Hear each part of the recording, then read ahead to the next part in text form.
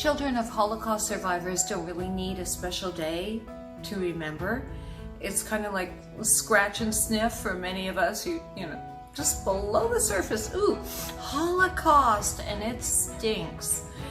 And another thing that stinks often is Facebook. How much time do you spend on it? Is it too much time? All the ads and all the fake ads and fake news, and how do you know, right? How do you know? Well, this one ad kept popping up.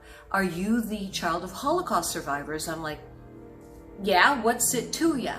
As a matter of fact, I wrote this book. My parents went through the Holocaust, and all I got was this lousy t-shirt, which is now, actually, the screenplay adaptation is on a slate of films, so we're actually going to produce this. Much shorter title. It's called Trauma Land. I was more nervous, and then my mother scared me. I heard all the stories, I wrote them down, it's in there. Anyway, so I didn't know if I should respond to the Facebook ad, but I think my mother reached out from the other side. Answer the ad, it could be something. And so I did, and it turned out that it was something.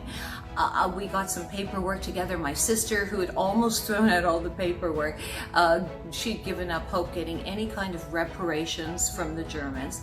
And this ad said that children of Holocaust survivors may be due reparations. And it turned out, listen, no matter what the Germans pay us, it's never going to be enough. It could never possibly make up for it.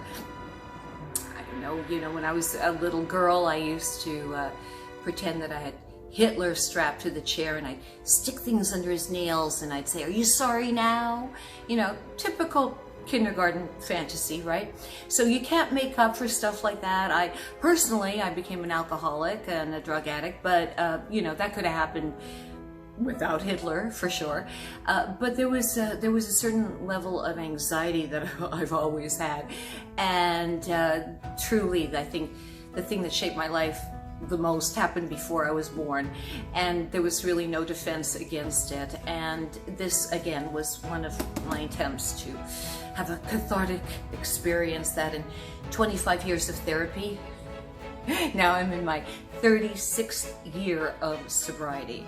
So I've learned a few things, and I wanted to share this information with you.